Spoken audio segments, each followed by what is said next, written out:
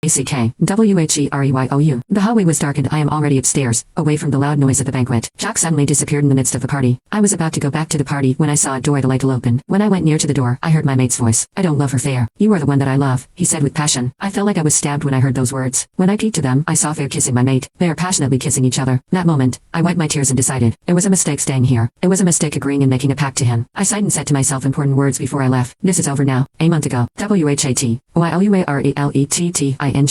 I'm so done. It's interesting how life can kick you when you're feeling down. The last straw for me was losing my job at the coffee shop. My boss had avoided looking at me when he remarked, "We're cutting back staff." My ticket to extra income vanished in an instant. I couldn't bring myself to approach Lucas, my adopted father, for further assistance since I was already walking the wire financially while attending college. It has taken care of Melanie and me sufficiently. "You need a break," Melanie had said, tossing her auburn hair over her shoulder. "We'll go to Mount Halasane for the weekend. It's supposed to be amazing this time of year." I didn't believe it. Melanie often defined amazing as flaunting her most recent attire and telling everyone how much better she looked in it. But I was swayed by the prospect of a change of scenery and fresh air. Perhaps, just perhaps, I might feel a little less lost. "Sure," I replied. She clapped her hands. "Perfect." As described in the advertisement's Mount Halasane was indeed magnificent. The highest mountain in the area, it towered magnificently, a curtain of mist concealing its top. The cries that reverberated across the woodland during full moons were a whisper among the locals. The mountain was known for its folklore of werewolves, creatures who alternated between human and animal forms. I dismissed the stories, saying nonsense. Werewolves and humans couldn't possibly live together, could they? The hike started off uneventfully. The forest was alive with the sounds of birds and rustling leaves, the air crisp and cool. The tour guide shouted while we were walking, "Don't go to the off-limits zone. Remember, this mountain is full of wolves and other dangerous species." Melanie lead the way, her pace brisk, as if she had something to prove. I trailed behind, lost in thought, until I felt the empty space around my neck. My necklace was gone. And no, it can't be. Panic surged through me. It wasn't just any necklace, it was a silver pendant Lucas had given me when I was a child. A reminder of how much you love, he'd said. It was my tether to the family I sometimes felt I didn't quite belong to. I called to Melanie, who didn't bother to stop. I went back and looked for the slight shimmer of silver on the forest floor. Here, the light looked dimmer and the trees denser. The sounds of nature dwindled as I continued on, giving way to an uncomfortable quiet. Then came the first howl. It was distant but haunting, reverberating through the trees. My pulse quickened as I realized just how alone I was. "Hello," I called, my voice trembling. "Is anyone there?" Another howl answered, closer this time. Fear began to creep in and around me like the forest shadows. With the weight of the stories I had previously discounted bearing down on me, I quickened my pace. The growl was barely audible at first, but it got louder with each stride. As the black wolves with strangely bright eyes sprang out of the darkness, my breath caught in my throat. Their fur blended in with the darkness, and they were big. Their growls chilled me to the bone. My head whirling, I froze. "Stay back," I whispered, knowing they wouldn't understand. One of them lunged, tumbled back, tripping over a root and landing hard on the ground. My chest heaved as I closed in, their teeth bared. Suddenly, a thunderous growl echoed through the forest. The strong figure of a golden brown wolf was a whirl of action as it sprang into the conflict. It slammed into the black wolves and drove them furiously away. With its deliberate and accurate movements, the golden wolf's presence was overwhelming. It's happening. The black wolves snarled, but they were hesitant to confront it more. Their brilliant eyes vanished into the darkness as they withdrew into the shadows with a last roar. The golden wolf turned to face me, and I sat still, my heart racing, with such intensity that I forgot to breathe. Its crimson glowed eyes locked upon mine. And then, impossibly, the wolf began to change.